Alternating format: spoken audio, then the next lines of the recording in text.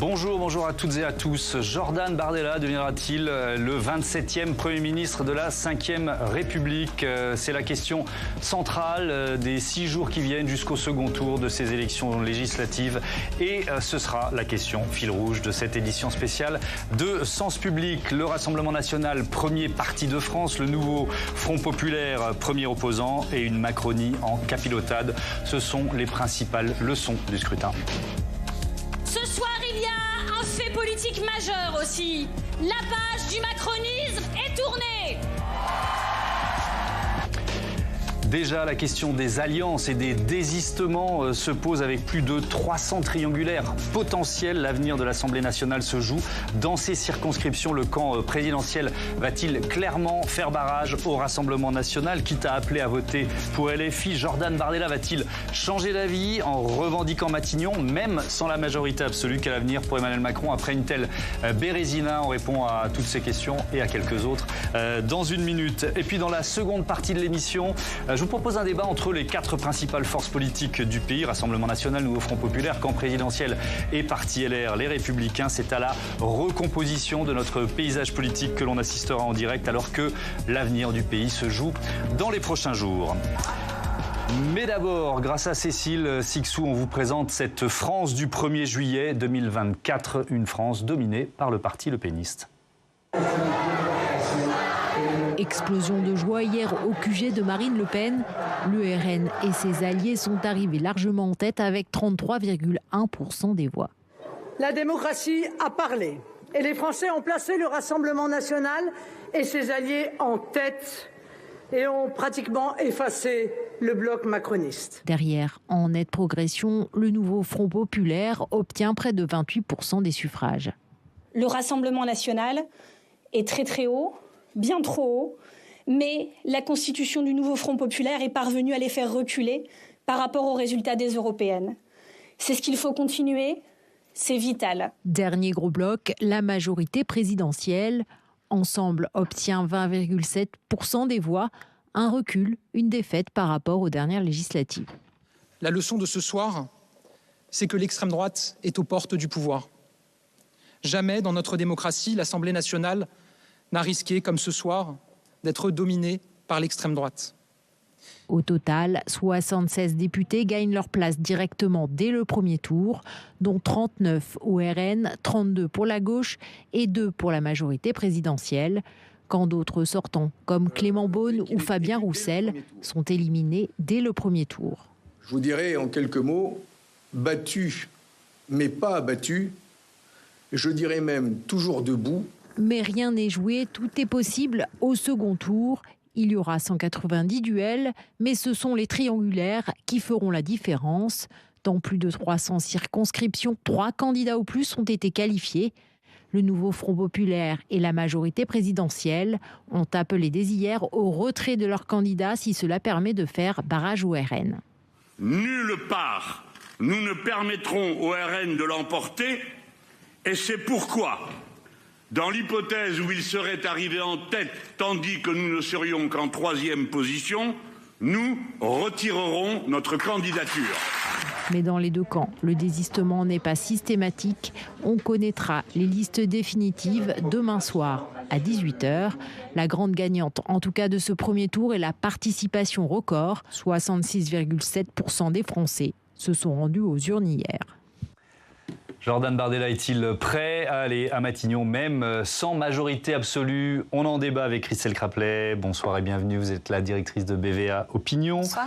Marc Lazare, bonsoir. Bienvenue, bonsoir. Professeur émérite à Sciences Po, co-auteur de cette étude Union européenne, portée et limite des nationaux populistes, réalisée pour l'Institut Montaigne.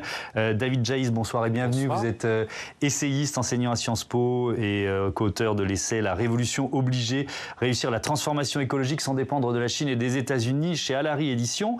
Émilie Zapalski, bonsoir Émilie. Bonsoir, heureux de vous accueillir, éditorialiste politique. On a vu ce chiffre de la participation et on va pouvoir l'afficher de nouveau, 66,71%. Évidemment, c'est un record depuis 1997. Christelle Craplet, sait-on, avec quelques heures de recul, à qui ça a profité? Si ça a profité plus à l'une force plutôt qu'aux autres? En fait, ça a l'air d'avoir profité à tout le monde, parce que finalement, ce regain de participation, il s'observe dans toutes les familles politiques.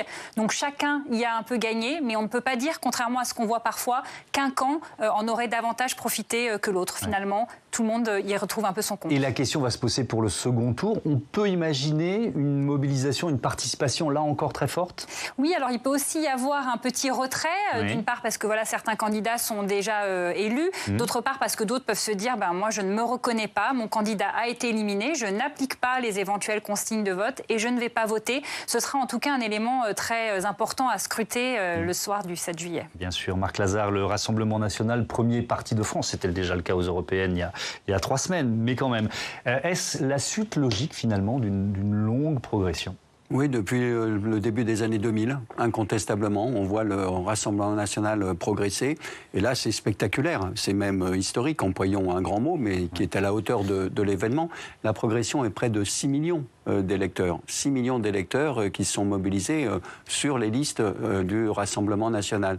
La gauche a progressé de 3 millions, le centre 1 million, et le seul parti qui a perdu 100 000 voix, c'est les Républicains.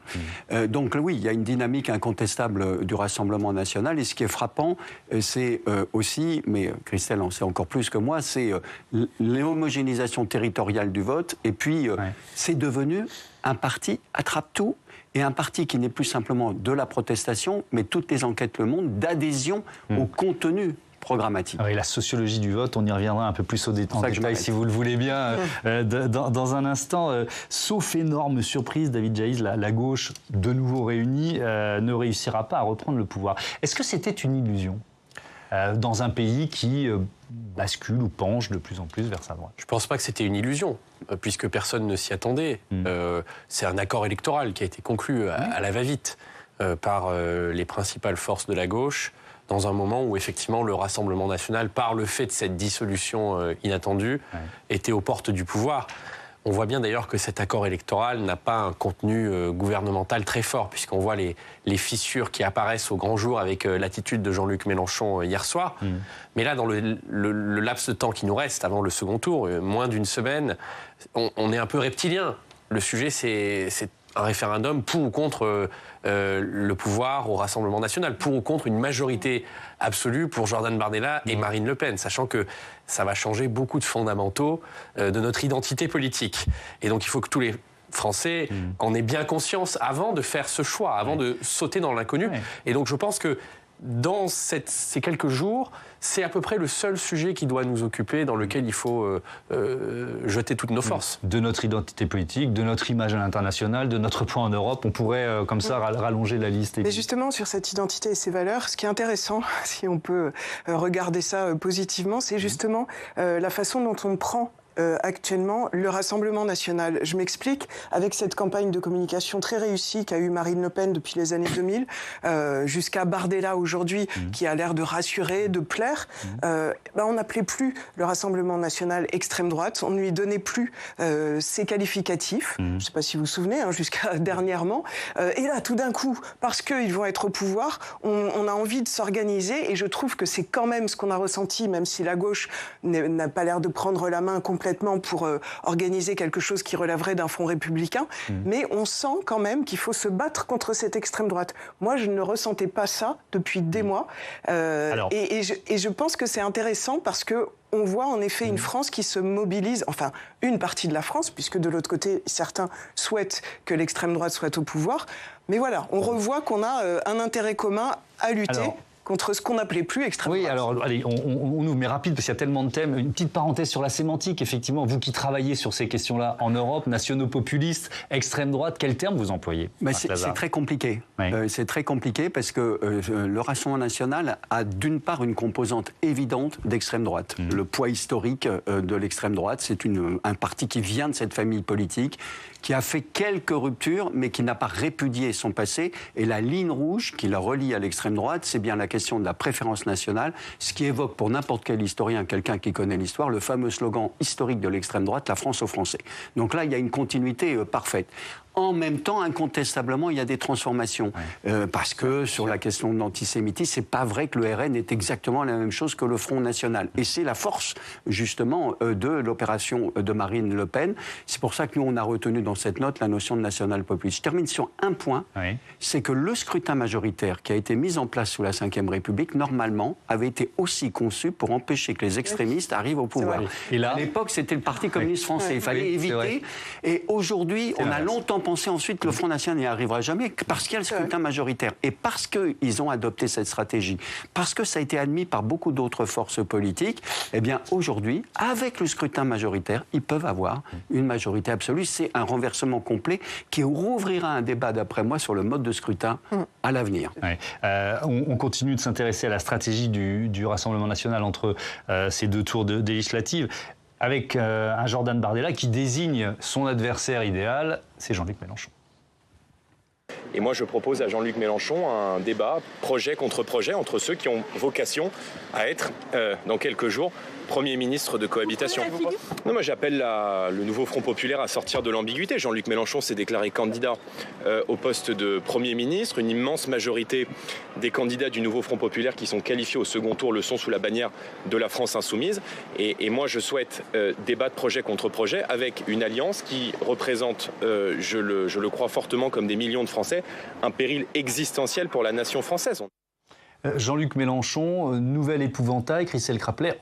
En tout cas, idéal pour les électeurs d'extrême droite et de droite. Oui, on peut élargir, et de centre-droit. On comprend très bien pourquoi il insiste sur la figure de Jean-Luc Mélenchon, parce qu'effectivement, dans nos enquêtes d'opinion, c'est la personnalité la plus clivante, celle qui suscite le plus de jugements très négatifs, qui n'est pas du tout consensuel, y compris au sein du bloc de gauche, et qui fait peur, effectivement, qui mobilise son électorat contre, mais également sans doute des électeurs de droite. Et pour revenir un peu sur ce que vous disiez, aujourd'hui, le Rassemblement national fait beaucoup moins peur qu'avant.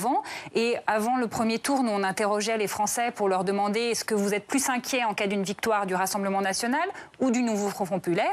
Ils étaient plus nombreux à nous dire qu'ils redoutaient une victoire du nouveau Front populaire. Donc là, Jordan Bardella joue à plein sur ces angoisses-là dans son électorat et un peu plus largement dans celui de droite. Ce qui questionne sur toute la stratégie de Jean-Luc Mélenchon, notamment à l'Assemblée nationale depuis 2 ans. Mais on reste sur le Rassemblement national. David Jaïs, avec ce qui est sans doute, pour moi c'est l'info du jour, c'est Sébastien Chenu, vice-président du RN, qui a été élu au premier tour d'ailleurs dans le Nord, et qui dit, finalement, peut-être que si on n'a pas la majorité absolue, en cas de majorité relative, on va quand même revendiquer Matignon. Comment vous l'expliquez ça? C'est un constat de réalité? C'est l'anticipation peut-être de la difficulté de flirter avec les 280 ou 290 députés? Oui, mon sentiment c'est qu'ils n'avaient pas très envie de gouverner s'ils n'avaient pas la majorité absolue, parce que ça comporte un certain nombre de désavantages. Il y a des obstacles assez lourds à passer, par exemple la loi de finances pour 2025, dans un moment où la France est endettée à 3100 milliards d'euros, où les marchés vont un peu s'agiter forcément. Donc je pense que... Ou déjà, simplement, pardon de vous interrompre, la perspective que le Rassemblement national arrive au pouvoir a renchéri la dette, on peut simplifier ça comme ça. Et donc le désir de gouverner était conditionné à l'obtention d'une majorité absolue. Simplement, je vois bien qu'à mesure que l'échéance approche, il pourrait y avoir des exceptions, surtout si on arrive à conclure un accord de gouvernement avec quelques députés indépendants ou quelques LR qui seraient tentés de passer de l'autre côté de la barrière, parce que pour le moment, Éric Ciotti il est dans une aventure personnelle, mais l'appareil des Républicains n'a pas franchi le pas. Mais fondamentalement, si vous voulez, c'est l'aboutissement de 20 ans de normalisation. C'est vrai que ce qui est le plus inquiétant, c'est que le Rassemblement national est devenu un parti attrape-tout, qui agrège tout un tas de revendications, de segments électoraux. Et c'est plus tellement un parti de colère. Moi, je trouve que je passe une partie de mon temps dans mon département d'origine, qui est le Lot-et-Garonne, et je connais beaucoup d'électeurs du Rassemblement national. Là-bas, il a fait un score très très élevé hier. Et quand je discute avec ces électeurs, qui pour certains votent pour le Rassemblement national depuis longtemps, je vois une évolution dans les justifications du vote. C'est-à-dire qu'il y a 15 ou 20 ans, c'était un vote transgressif, un vote sous le manteau. Les sondeurs parlaient de vote caché, c'est-à-dire que quand on appelait pour demander aux gens pour qui ils avaient voté, les gens mentaient, donc les sondeurs étaient obligés de redresser à la hausse. En fait, maintenant, les gens sont extrêmement décontractés par rapport à ce vote. Et j'irai même plus loin, ce qui m'a frappé ces dernières semaines, au moment des européennes et ensuite de cette campagne express, c'est que les gens votent aussi pour le Rassemblement national par défaut. C'est-à-dire qu'ils disent « Macron a échoué ». Il ne nous a pas protégés, il nous a méprisés. La gauche fait très peur. Jean-Luc Mélenchon est un épouvantail, c'est une figure repoussoire. Avec eux, c'est l'assurance du matraquage fiscal, de l'insécurité. C'est ce que disent les gens. Hein. Je vous répète ce que les gens disent. Et donc Jordan Bardella, finalement, on est conscient qu'il est jeune, qu'il n'a pas fait grand-chose dans sa vie, mais c'est la sécurité. Vous voyez, et là, ça devient très dangereux parce qu'on n'est même plus, comme on l'entend beaucoup sur les plateaux ces derniers jours, dans un vote d'adhésion. On est dans un vote par défaut. Et le vote par défaut, c'est vraiment le dernier stade, le stade ultime du parti attrape-tout, c'est-à-dire que les gens viennent sur la valeur refuge. Et donc c'est ça qu'il faut absolument contrer. Avec peut-être un mea culpa collectif. Alors je dis pas ça pour vous, Marc Lazare, qui connaissez sans doute autour de cette table le mieux l'électorat du RN, mais peut-être que nous, médias, hein, j'en prends ma part, mais aussi la classe politique a un peu traité l'électorat du RN d'une façon méprisante, un peu parisienne, vue de haut, par la culpabilisation, par toujours l'argument de la peur, par l'argument historique, les héritiers de Pétain. Non, certainement, et il n'y a pas qu'en France. Quand on pense par exemple à l'Italie, ça a été la même chose avec Giorgia Meloni. Elle est passée de 4% à 26% en 4 ans. Et donc il y a un phénomène là, qui est à la fois français, mais qui s'intègre aussi dans tout un processus européen, et vous avez raison, il y a eu, de ce point de vue-là, il y a un fossé entre un certain type de discours et les réalités du terrain, les grands processus comme ça qui poussent vers le vote RN et une difficulté d'interprétation.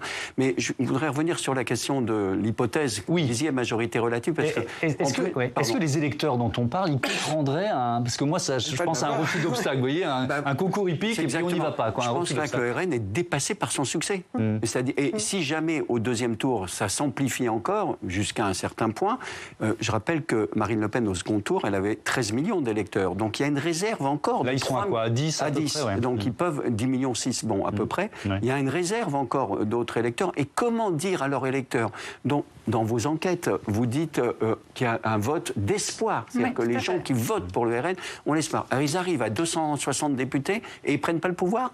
Il y a quelque chose d'irrépressible. Je pense que ce que Sébastien Chenu a dit, c'est la prise en compte aussi de cette dynamique qui les dépasse en quelque sorte. Hein. Ils avaient un calcul, bon, on a la majorité absolue, c'est la condition pour y aller, sinon on n'y va pas. Et là, l'électorat leur dit, allez-y maintenant, hein, allez-y. On vous a porté au pouvoir, aux portes du pouvoir, franchissez, ouvrez la porte, installez-vous. C'est ça le message aussi, me semble-t-il, des électeurs. La question centrale, j'ai dit dans le titre hein, de cet entre-deux tours, c'est le désistement 306 triangulaires potentiels. Ça, c'était hier soir à 20h ou à 21h, et 5 quadrangulaires potentiels. Là, selon le décompte que nos confrères du Monde font en temps réel, donc en cette fin d'après-midi de lundi, on est à près de 170 désistements, d'ores et déjà, 122 de l'Union des gauches, 46 de la majorité présidentielle et un désistement LR. Christelle Craplet, est-ce que la majorité absolue, je dis bien la majorité absolue, se joue là? C'est-à-dire que s'il n'y a pas de désistement, on pourrait d'ores et déjà pratiquement dire le RN prend le pouvoir à la majorité absolue? C'est sûr que s'il n'y a pas de désistement et qu'on est dans la configuration des triangulaires, au regard des résultats où le RN est en tête dans un certain nombre de ces cas de figure, oui, ça paraît très favorable au Rassemblement national, ne serait-ce que mathématiquement. Maintenant, s'il y a un désistement, tout l'enjeu va être de savoir quel va être le comportement des électeurs du candidat qui s'est désisté. Dans les premières enquêtes, on sent qu'ils sont un peu partagés pour l'instant, les électeurs. On sait que ces dernières années, le Front républicain fonctionnait quand même beaucoup moins bien. Alors moi, je pense que la campagne d'entre-deux tours, là, c'est que quelques jours, mais elle va être fondamentale pour voir clairement quel va être le positionnement, quels vont être les appels d'un certain nombre de figures clés, ce qui peut encore faire bouger quand même quelques électeurs sur la fin. Oui, ce sera décisif. Avec une question autour de la clarté du camp présidentiel. Dans son courrier envoyé juste après les résultats, le président de la République appelle, je le cite, à un large rassemblement clairement démocrate et républicain pour le second tour. Mais faut-il aller jusqu'à se désister pour un candidat LFI mieux placé? Bruno Le Maire, ce n'est pas n'importe qui au sein de ce camp présidentiel, répond non. J'appelle également tous nos électeurs, lorsque nos candidats ne sont pas au second tour, à voter pour un candidat du camp social-démocrate. C'est-à-dire un représentant du Parti socialiste, du Parti communiste ou des Verts. J'appelle tous nos électeurs qui pourraient avoir des votations. LFI, la France insoumise, donc c'est comme Édouard Philippe. Non, je combats le Rassemblement national, mais je ne vote pas pour la France insoumise. Je ne vote pas pour la France insoumise parce que la France insoumise a pris des positions qui sont contre la nation française. Parce que la France insoumise, c'est le communautarisme. Parce que la France insoumise, c'est l'antisémitisme. Parce que la France insoumise, c'est la violence. Parce que la France insoumise, c'est un député qui joue avec l'effigie d'un ministre sur une tête de ballon. Et je ne veux pas ça pour la France. Alors cette prise de position anti-LFI, elle a provoqué la colère de Marine Tondelier, la secrétaire nationale d'Europe Écologie Les Verts. C'est toujours sur France Inter, c'est quelques minutes après Bruno Le Maire. Écoutez, moi je vais réagir à ce que vient de dire Bruno Le Maire parce que je suis atterrée et extrêmement en colère. On vous sent très ému. Très ému, parce que ça fait 10 ans que je vis dans une ville tenue par le Rassemblement national. Et ce que vient de faire Bruno Le Maire, c'est un comportement de lâche et de privilégié. De privilégié. C'est hors sol, c'est lunaire et c'est pas à la hauteur de l'histoire. Est-ce que le Rassemblement national a la possibilité d'être en majorité absolue à l'Assemblée nationale? La réponse est oui. Oui. Est-ce que la France insoumise a la capacité d'être à la majorité absolue à l'Assemblée nationale? La réponse est non. Est-ce qu'ils ont la capacité d'avoir un Premier ministre? La réponse est non. Donc ils se trompent de problème. Ils se trompent de problème. Et je vais vous dire, heureusement que les électeurs de gauche et écologistes sont moins sectaires et moins lâches que ça. Parce que c'est grâce à ça qu'ils ont gagné en 2017, c'est grâce à ça qu'ils ont gagné en 2022, et ils n'en seraient pas là sinon. Et vous pensez que les 9 millions de pauvres dans ce pays, que les gens qui ont vécu et pris de plein fouet leur politique, ça leur a pas demandé du courage d'aller voter pour en 2022? Mais ils savent pourquoi ils l'ont fait.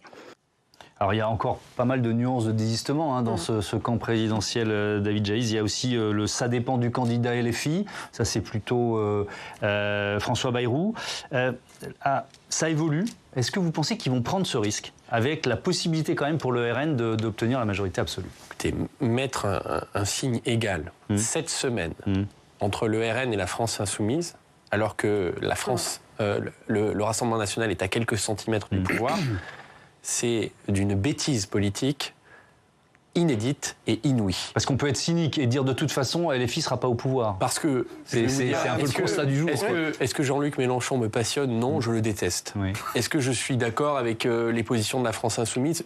En aucun cas, sur aucun sujet. Oui. Et pourtant, cette semaine, jamais je ne mettrai un signe d'équivalence entre le RN et la France insoumise, tout simplement parce que vous avez un parti qui est dilué dans un accord électoral qui aura 60 ou 70 députés, et qu'en face, vous avez un parti qui sera probablement, si les consignes ne sont pas claires cette semaine, et si les comportements ne sont pas à la hauteur de l'histoire, qui sera probablement au pouvoir avec la majorité absolue. Et croyez-moi, ce qui sera perdu le sera à jamais.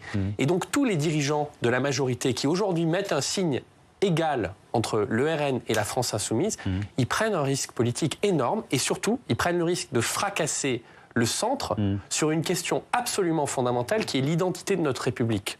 Et moi, je pense que et Gabriel Attal et le président de la République, y compris dans ce qu'il a dit ce matin à ses ministres, ont été, quant à eux, très clairs. C'est ce que je disais, ça évolue. Oui. Gabriel Attal, effectivement, est celui qui a eu la prise de parole la plus évidente, aucune voix pour le Rassemblement national. Émilie? Moi, je vais être juste un peu cynique. Il y a des gens qui préfèrent se diriger vers ceux qui vont probablement gagner.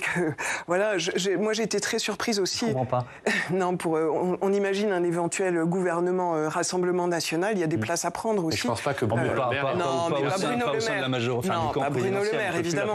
Mais moi, j'ai été surprise quand même par un tweet justement de François-Xavier Bellamy, qui lui ne dit pas, chez les Républicains, qui lui ne dit pas qu'il va rejoindre le Rassemblement national, mais qui dit le principal danger, c'est l'extrême gauche. Donc on commence à voir. Évidemment que je dis pas que le ministre de l'économie 7 ans va passer au RN. C'est pour ça que je vous ai précisé préciser parce que c'est ce qu'on pouvait. Mais on sent quand même que les masques tombent un peu et qu'il en faudra peu, si on imaginait majorité absolue et gouvernement, pour que certains rappliquent très vite, et je pense plutôt à droite, mais à droite, centre-droit, pour prendre des places. Et moi, j'ai été assez choquée même par Édouard Philippe, et d'ailleurs par son discours express.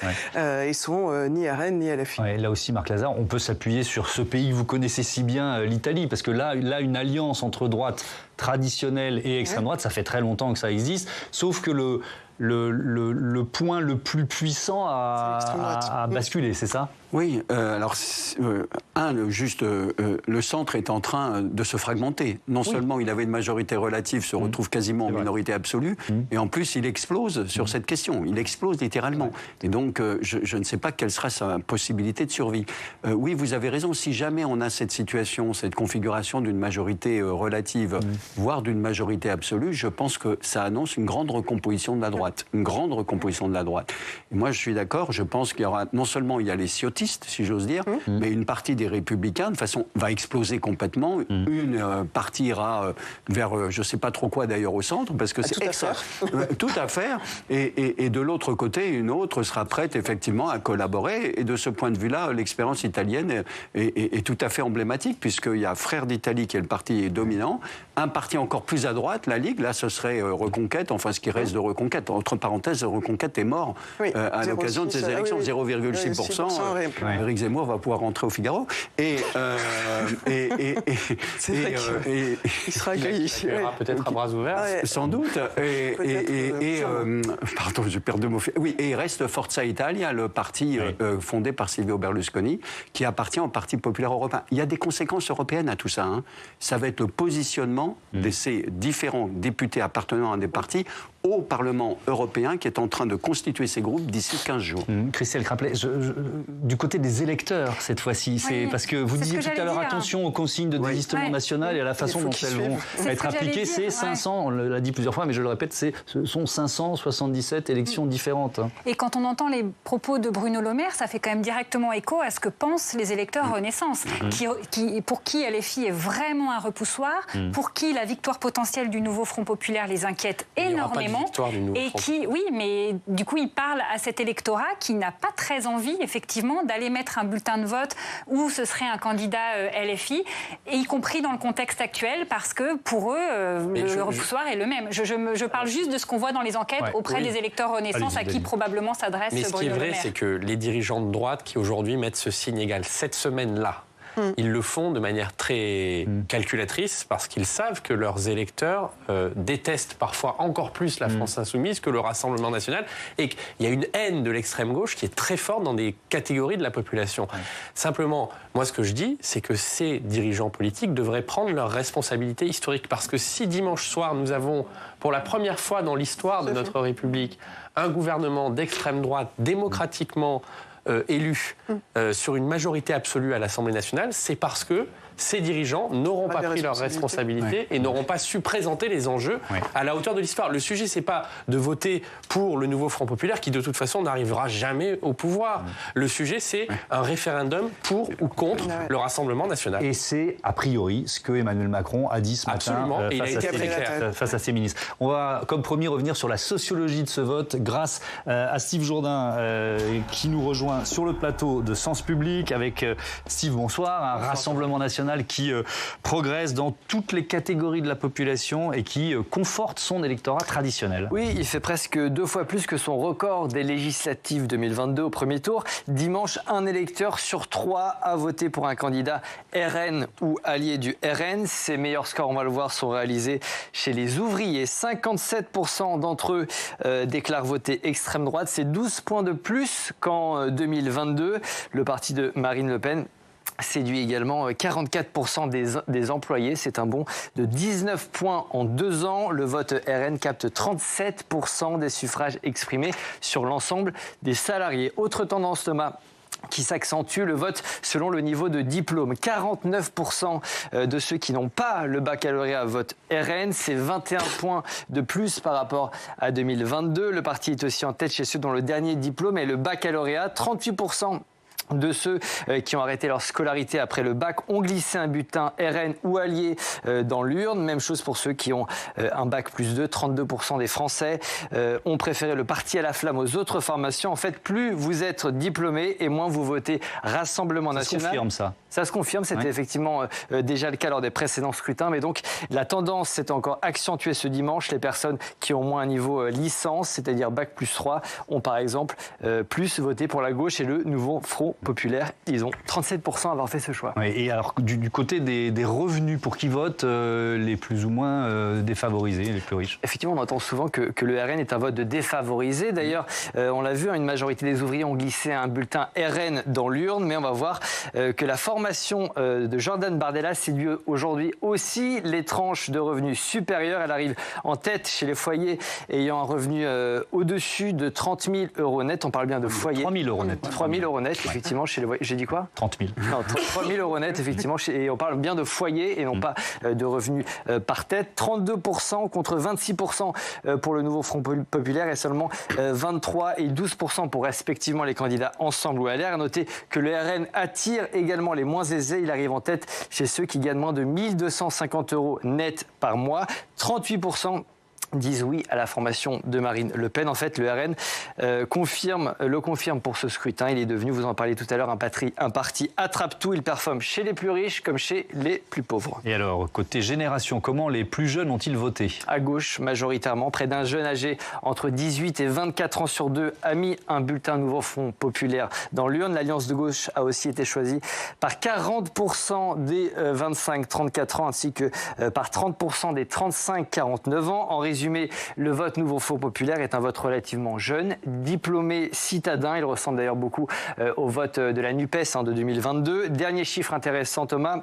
La seule catégorie où la Macronie arrive en tête, c'est chez les plus âgés. 32% de ceux qui ont 70 ans et plus votent ainsi pour un candidat de l'ex-majorité présidentielle. En d'autres termes, le vote Ensemble est un vote de boomer. Merci beaucoup, Steve, pour toutes ces informations. Alors, je me tourne peut-être vers vous, Christelle Craplet, pour commencer. Peut-être sur le nouveau Front populaire, ensuite on reviendra au vote RN, mais si on compare aux européennes, est-ce qu'il a fait le plein de ces électeurs, de ces votes aux élections européennes? Alors, pas totalement. Il y a quand même 2 tiers, grosso modo, des électeurs de Raphaël Glucksmann et de Marie Toussaint qui ont voté pour le nouveau Front populaire. Ce qui signifie qu'il y en a quand même un tiers qui n'est pas allé sur ce vote-là.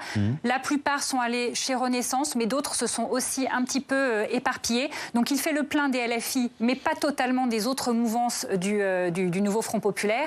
Et d'ailleurs, quand on leur demande à ces gens pourquoi ils ont voté pour le nouveau Front populaire, ceux qui viennent de LFI nous disent pour le programme.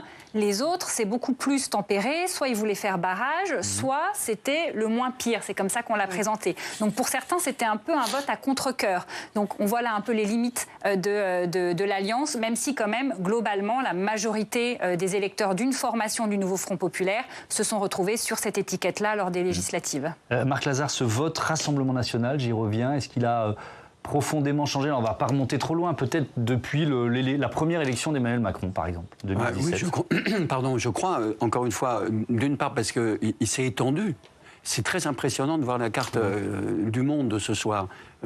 Très très intéressante parce que d'un côté on voit l'extension nationale, il y a encore quelques petits endroits où le Rassemblement national n'est pas présent. En revanche, on voit toutes les traces historiques des électorats, par exemple l'électorat de gauche est dans le sud-ouest et dans le pourtour du Massif central. C'est ce qui reste de l'électorat de gauche dans son passé. Et Renaissance reste forte dans l'ouest, c'est une partie de l'ouest, c'est la tradition qu'on appelait démocrate chrétienne. Donc d'un côté homogénéisation, de l'autre côté, quelles que soient les enquêtes, les vôtres, BVA, Ipsos, enfin toutes les enquêtes montrent effectivement cette dimension de progression dans toutes les catégories. Finalement, ceux qui échappent, c'est non seulement les plus de 70 ans, mais c'est aussi les CSP+, retraités CSP+, effectivement, et troisièmement, et je pense que ça c'est quelque chose de très intéressant si on se place dans une perspective européenne, parce qu'on le retrouve dans beaucoup de pays, c'est les électeurs qui ont un niveau de diplôme élevé et qui ne se retrouvent pas dans le vote national populiste. J'ajoute une chose sous votre contrôle, c'est que cette fois-ci le RN a progressé aussi dans beaucoup d'agglomérations. Jusqu'ici il était dans les zones rurales, les petites villes, mais je crois, enfin moi j'ai regardé comme ça à la fois fois vos enquêtes et puis les cartes, on voit qu'il y a une progression. On voit même à Paris, où le nouveau Front populaire est largement dominant, il y a une progression. Le RN multiplie par 2 ses votes, y compris dans les quartiers est parisiens qui votent traditionnellement à gauche. Émilie, un mot, ensuite on parle d'Emmanuel Macron. Je suis pas très fan de l'expression attrape-tout, je comprends très bien ce que ça veut dire, mais je pense que c'est comme si c'était un peu péjoratif sur ce qu'ils ont fait, alors que je pense que c'est très fin. C'est justement de voir quelles sont les différentes populations, quelles problématiques. Je prends un exemple, parents isolés. Marine Le Pen était l'une des seules à parler de ça à un moment, tout le monde s'est rué sur ça. Le bien-être animal. Le bien-être animal. Le rural, toutes les problématiques. Ils ont récupéré un petit peu la cause des agriculteurs en se battant contre l'écologie sur le plan européen. C'est un parti qui historiquement ne connaît rien à l'agriculture. Oui, c'est beaucoup moins attrape-tout au hasard que penser avec une stratégie vraiment ciblée sur ces différents publics. Et sur des problématiques qui intéressent les Français. Le bien-être animal, on n'en parle pas, mais dans les enquêtes, c'est très très haut comme problématique. C'est pour ça qu'il ne faut pas prendre ça à la légère. Est-ce qu'on se dirige, David Jaïs, vers une assemblée finalement encore plus antagoniste? Elle l'était déjà. On a tous en tête le niveau de décibels qui pouvait exister à l'Assemblée nationale depuis 2 ans. Est-ce que ça peut être pire? Les politistes comme Marc Lazare, ils diagnostiquent 2 phénomènes dans la vie politique en Europe et aux États-Unis. C'est l'émiettement, c'est-à-dire qu'au lieu d'avoir 2 grands partis, un de gauche, un de droite, on en a plusieurs qui font 10 à 15% des voix chacun. Et c'est la polarisation, c'est-à-dire que le niveau de décibels et de conflit est plus élevé. En général, on a soit l'un, soit l'autre. Aux États-Unis, on a la polarisation maximale, c'est-à-dire qu'il y a les bleus d'un côté, les rouges de l'autre. En Allemagne, on a l'émiettement. On a 4 ou 5 formations politiques qui font 10, 15, 20% des voix. En France, on a fromage et dessert, c'est-à-dire qu'on a à la fois émiettement et polarisation. Et c'est là que je reviens sur les institutions. Nos institutions, qui étaient un modèle de stabilité sous la Ve République. Ce scrutin, par exemple, majoritaire à 2 tours, ça permettait une alternance avec la régularité d'un balancier depuis 81, la gauche, la droite, la gauche, la droite.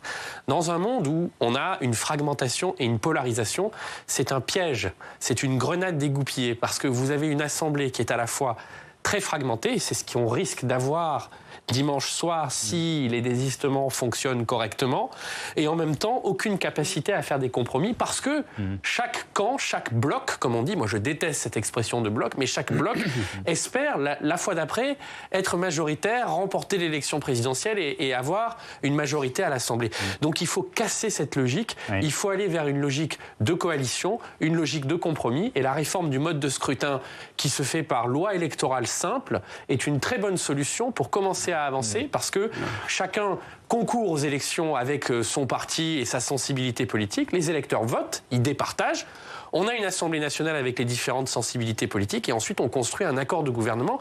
Tous les pays européens font ça, le Parlement européen fait ça, et on a des pays comme le Danemark ou l'Allemagne où la vie démocratique est plus apaisée. C'est sans doute ce qu'Emmanuel Macron avait en tête quand il a prononcé la dissolution, mais, et on va terminer là-dessus, Émilie, c'est évidemment depuis hier soir un moment très dur, très difficile pour le président de la République. On peut le dire, échec fracassant, pari perdu, désastre. Alors les unes des médias et les commentaires ça et là sont tellement durs aujourd'hui que j'avais presque envie de le soutenir. On ne tire pas sur une ambulance, mais encore faudrait-il trouver des arguments qui permettent de le défendre. Alors oui, quand même, la bonne nouvelle créée par la situation, c'est la forte participation dont on parlait tout à l'heure au premier tour du jamais vu depuis 1997.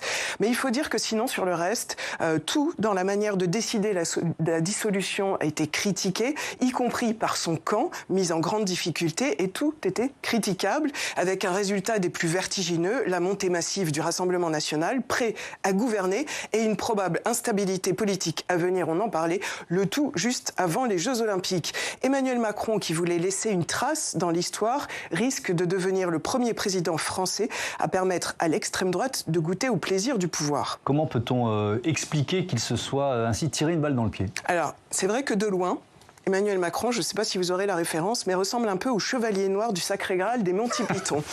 Vous aimez l'humour absurde, voilà.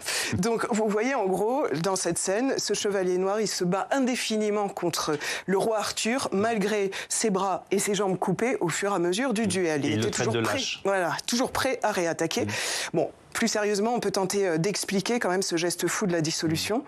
Première erreur, il n'a pas cru au vote d'adhésion pour le RN et il n'a pas vu venir l'union de la gauche, réalisée, il est vrai, en un temps record, 3 jours, chrono, repas compris. Deuxième erreur, il n'a pas accepté refléter le rejet qu'éprouvait une partie des Français à son encontre. Et à l'inverse des demandes de son camp, il a multiplié les interventions, il a saturé l'espace médiatique, conférences de presse, lettres aux Français, déplacements, podcast émotion. Je le cite, avec le temps, les gens vous connaissent mieux, disait-il lundi dans ce podcast Do It Yourself. Pas sûr que ça ait vraiment joué en sa faveur. Et enfin, dernier point, il a misé sur le front républicain qui lui a déjà servi 3 fois, 2017, présidentielle, 2022 présidentielle, puis législative, sans se rendre compte véritablement que ça fonctionnait plus très bien. Mais toujours tel le chevalier noir, il continue à y croire, sans bras et sans jambes, et s'il arrivait à faire basculer son en même temps très à droite vers la gauche avec le nouveau Front Populaire, et pourquoi pas même avec LFI, qu'il qualifiait encore il y a peu d'extrême gauche et de danger pour la nation. Le tout pour reconstruire un espèce d'arc républicain capable de faire contrepoids au RN devenu surpuissant à l'Assemblée nationale, on l'imagine. Certains diront qu'il plane, et qu'en témoigne son accoutrement ce week-end au Touquet. Je ne sais pas si vous avez vu, blouson d'aviateur, lunettes noires et casquette, donc c'est à l'image. D'autres diront qu'il nous prépare encore des surprises. Nouvelle dissolution dans un an peut-être, démission peut-être, gouvernement technique. Toujours est-il que cet homme qu'on disait pressé en 2017 et dont on admirait la trajectoire fulgurante est aussi doué, il faut le reconnaître, pour les ascensions que pour les échecs. Le problème, c'est qu'il embarque avec lui toute la France.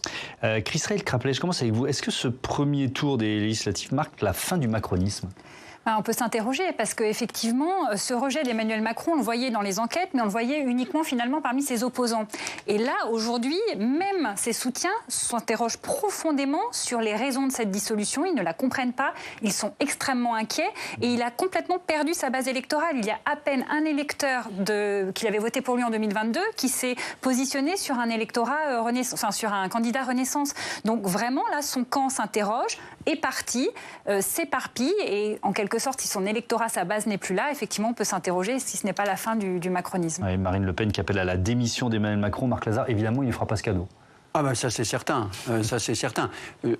S'il y a une majorité absolue pour le RN, il y aura une situation de cohabitation inédite par rapport à celle que l'on a connue, parce que jusqu'ici c'était entre 2 partis de gouvernement. On présente aujourd'hui ces cohabitations comme allant très bien. Attention, il y avait des moments de tension très forts. Des moments très lourds de tension. Entre par exemple la première cohabitation sous Mitterrand, entre Jacques Chirac et François Mitterrand, ça a été très dur. Mais c'est vrai qu'il y avait notamment cet accord sur ce qu'on appelle le domaine réservé, donc la politique internationale, la politique européenne et la défense. Là, ce sera une cohabitation très dure. Moi, mon hypothèse, c'est que s'il n'y a pas du tout de majorité, je pense qu'il y a 2 personnes qui auraient intérêt à obtenir le scalp de Emmanuel Macron, c'est-à-dire sa démission. D'une part, Marine Le Pen, pour avoir une présidentielle tout de suite en profitant de cette dynamique, et d'autre part, Jean-Luc Mélenchon, parce qu'il sait très bien que dans le reste de la gauche, il n'y a pas de candidat. Mais rien ne l'y oblige. Rien n'oblige le président à démissionner. Mais on peut avoir une crise institutionnelle, me semble-t-il. C'est-à-dire même si dans un an, il n'y a toujours pas de gouvernement. Il n'y a pas de gouvernement. Le moins de gouvernement, il y a des motions de censure. Je vois la situation de la France se dégrade. Vous faisiez allusion au marché financier, les agences de notation, la situation européenne. L'Europe aura très peur de cette situation. Allez, on peut faire un parallèle qui n'a aucune raison d'être. 2011, Silvio Berlusconi est obligé de remettre sa démission parce que la situation de l'Italie est catastrophique. Et il y a une pression de Nicolas Sarkozy et Angela Merkel qui dit ou tu appliques la politique, et Berlusconi dit non. Et dans ce cas-là, à un moment donné, le président de la République italienne fait comprendre à Silvio Berlusconi qu'il est obligé de démissionner. Donc je ne crois pas qu'on en arrivera là, mais tous les scénarios sont sur la table maintenant. David Jaïd. Oui, le macronisme, je ne sais pas si ça sera autre chose qu'une aventure individuelle. Est-ce que c'est une expérience politique qui peut se résumer à une aventure individuelle? Je ne sais pas. En revanche, ce qui me rendrait très triste, c'est qu'on revienne à l'état antérieur du paysage politique. Est-ce que cette dissolution, qui avait quelque chose de très hasardeux et d'un peu fou, a provoqué, c'est de ressouder tous ces morceaux de la gauche qui n'ont aucun point d'accord sur les sujets essentiels, que ce soit la guerre en Ukraine, que ce soit le Proche-Orient, que ce soit la construction européenne, que ce soit le rapport à l'économie de marché. Car enfin, d'un côté, il y en a qui sont favorables à une économie sociale de marché, fortement redistributive, mais sociale de marché. Et de l'autre, il y a des gens qui sont purement et simplement anticapitalistes. On ne va pas me dire qu'entre Philippe Poutou d'un côté, ou Olivier Besancenot, et François Hollande ou Aurélien Rousseau, l'architecte de la réforme des retraites, il y a une unité de pensée. Donc cette alliance de briques et de broc n'a pas d'autre sens que d'être une unité d'action. Et d'autre part, si vous voulez, la droite a explosé entre d'un côté une aile plutôt libérale européenne qui est partie chez Macron et de l'autre une tentation nationale populiste. Il y a un besoin profond de recomposition du paysage politique, mais pas dans le sens de la gauche qui s'oppose à la droite. Ça, c'est terminé. Il faut aller plus loin dans la pluralité. Attendez, mais ça, c'est important. Macron, vous disiez il suffit d'une loi pour changer le mode de scrutin. Donc Emmanuel Macron pourrait faire ça et convoquer de nouvelles élections, par exemple ? Non, mais j'essaye de me projeter. Il ne pourra pas redissoudre la Chambre avant un an. Ça, d'accord. En revanche, et je l'ai proposé dans une tribune au Monde, la première loi que pourrait voter cette Assemblée nationale nouvellement élue, c'est une loi sur le mode de scrutin, puisque les trois blocs sont chacun favorables à une évolution vers la proportionnelle. Tout parti qui a gagné grâce au scrutin majoritaire, alors qu'il proposait la proportionnelle, une fois qu'il a vu qu'il pouvait gagner, ne veut s'il n'y a pas de majorité absolue. Ah oui, alors ça, éventuellement. Bon, écoutez, vous savez quoi, il y a encore quelques jours, 6, jusqu'au second tour, et puis encore beaucoup d'interrogations, même après, à partir du 8 juillet. Merci beaucoup, merci à tous d'avoir participé à ce débat qui était passionnant. Je vous dis à bientôt sur Public Sénat.